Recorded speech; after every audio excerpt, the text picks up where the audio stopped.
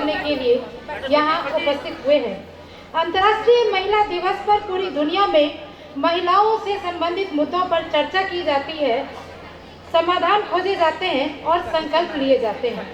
भारत में महिलाओं की स्थिति को बेहतर बनाने के लिए कई विषयों पर गंभीर रूप से चर्चा करने एवं ठोस कदम उठाने की आवश्यकता है, लेकिन वास्तविक रूप में आज के दिन रस्म अदायगी की जाती है। मैं पिछले कई दिनों से इस दिन का इंतजार कर रही थी कि महिला दिवस के अवसर पर निश्चित रूप से कुछ संबोधन करने का प्रयास करूंगी, लेकिन दूसरी तरफ यह विचार भी आ रहा था कि क्या फायदा, एक दिन का पर्व है, फिर वापस उसी समाज में जीना है जहां एक विचित्र सी सीमा रेखा पुरुषों और महिलाओं के बीच खींच दी गई है। एक ही समाज, एक ही वातावरण, एक ही परिस्थिति, लेकिन महिलाओं के लिए अलग सोच, अलग व्यवहार और पुरुषों के लिए अलग सोच और अलग व्यवहार। सबसे बड़ा प्रश्न स्त्री की सुरक्षा का है। वह पुरुषों से ही असुरक्षित और पुरुषों द्वारा ही रक्षित होती है, चाहे 6 माह की बच्ची हो या 60 साल की स्त्री। असुरक्षा का तलवार सदैव मस्तक पर लटका रहता है। कभी कभी तो हम समझ नहीं पाते कि कौन वास्तव में हमारा रक्षण कर रहा है और कौन भक्षण के लिए तैयार है। कुछ दिन पूर्व लोक निवारण में, यहाँ मैं आज कुछ अपने अनुभव, मेरे जो भी आज मैं बोलूँगी वो सारे मेरे अनुभव हैं। कुछ दिन पूर्व लोक निवारण में एक केस आया था। अभिलाषी सेविका पर अपनी पत्नी का मृत्यु प्रमाण पत्र बताने का दबाव डाल रहा था। सेविका से पता चला अभिलाषी ने स्वयं अपनी पत्नी को जलाया। अर्धजली अवस्था में 3 दिन का रहने के बाद जब वह मर गई, फिर उसका दाह संस्कार कर दिया। समाज यहाँ मौन रहा। एक और घटना का यहाँ मैं जिक्र करना चाहूंगी, जब मोटरसाइकिल के लिए पूरे परिवार ने मिलकर लड़की को मार डाला। लड़की का पिता केस करने आया, समाज में लोग बैठे, 2 लाख में बात फाइनल हुई और लड़की का पिता पैसे लेकर लौट गया। आप कहेंगे इसमें कौन सी नई बात है, ऐसा तो समाज में अक्सर होता रहता है और बिल्कुल सामान्य बात है ये। महाशय, यही तो आश्चर्य का विषय है कि बिल्कुल असामान्य घटनाएं अब समाज में सामान्य होती जा रही हैं। यहाँ पर मैं थोड़ा ठहरकर आप सभी से यह आग्रह करूंगी कि कृपया कल्पना करें कि उस पंचायत में जब बेटी की मौत की कीमत लग रही होगी, क्या बातें हुई होंगी, कैसी चर्चाएं और तर्क वितर्क हुए होंगे। और निश्चित रूप से इस चर्चा का हमारे पुरुषों पर और हमारी स्त्रियों पर बिल्कुल अलग अलग और विपरीत असर हुआ होगा। लड़की सोचेगी बात मानो अन्यथा मौत मिलेगी, और लड़का सोचेगा बात तो माननी ही होगी तुम्हें, अन्यथा मौत मिलेगी।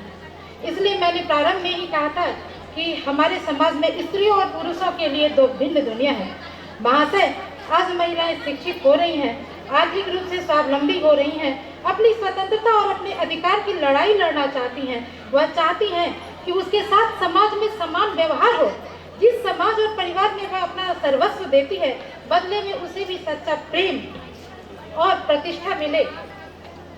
मैंने देखा है एम्स से MBBS MD किए हुए महिला डॉक्टर ने सिर्फ इसलिए अपना करियर आगे नहीं बढ़ाया कि उनके पति का सिलेक्शन UPSC में हो गया और दोनों सुख और शांतिपूर्वक अपना परिवार चलाना चाहते थे। ऐसे हजारों उदाहरण हमारे आसपास हैं जहां महिलाएं सिर्फ अपने घर की शांति के लिए अपना करियर दांव पर लगा देती हैं।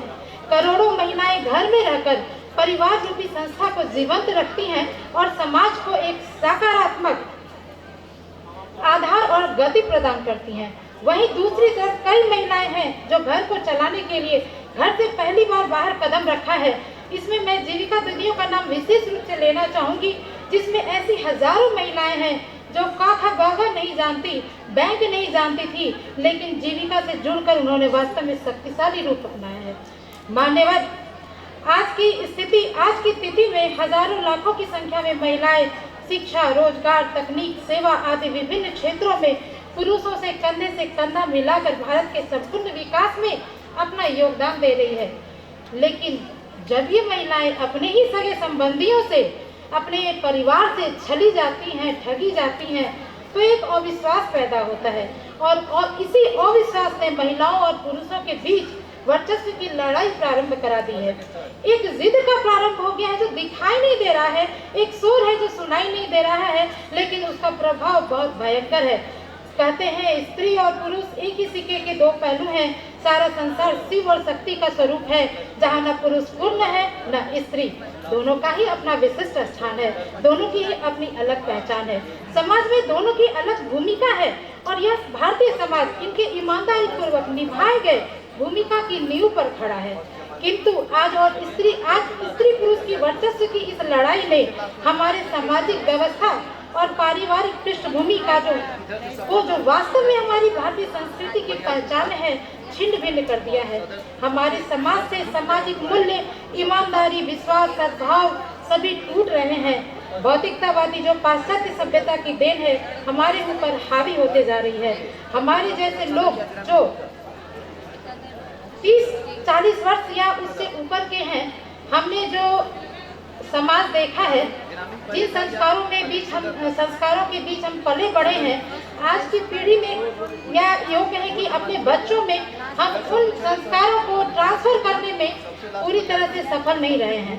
हम में से कई ऐसे अभिभावक हैं यहाँ होंगे जिनके लिए यह चिंता का विषय है, जिसके केंद्र में है परिवार का विखंडन और स्त्री और पुरुष के बीच वर्चस्व की लड़ाई। महाशय, महिलाएं जनसंख्या का आधा भाग है। यदि महिलाएं आर्थिक, सामाजिक, तकनीकी, राजनीतिक सभी क्षेत्रों में अपना योगदान नहीं देंगी तो भारत का पूर्ण रूप से विकास संभव नहीं होगा। महाशय, आज महिलाओं के साथ समाज का जो व्यवहार है उसको बदलने के लिए यह आवश्यक है कि प्रत्येक महिला अपनी सामाजिक और आर्थिक स्थिति को मजबूत बनाए। 100% महिलाओं को शिक्षित किया जाए, आर्थिक रूप से महिलाएं स्वावलंबी बने।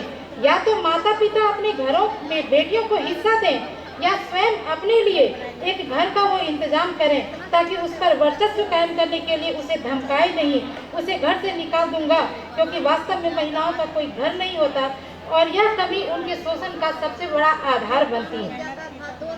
अपनी सामाजिक स्थिति को सुदृढ़ करने के लिए आवश्यक है कि अपने बच्चों को हम इस प्रकार परवरिश दें कि उनमें स्त्री वाला असुरक्षा का भय न रहे और न पुरुष वाला अहंकार रहे।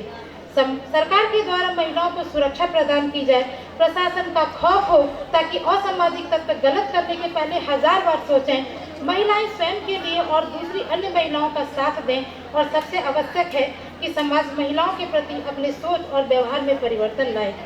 मान्यवर, संघर्ष कभी भी सुख और शांति नहीं देता। हम सभी विकास चाहते हैं, लेकिन भारतीय संस्कृति की खूबसूरती के साथ जहां स्त्री और पुरुष एक साथ मिलकर ही एक सुंदर सुदृढ़ समाज का निर्माण कर सकते हैं। अपने इन्हीं शब्दों और आशावादी सोच के साथ अपनी वाणी को विराम देती हूँ। धन्यवाद।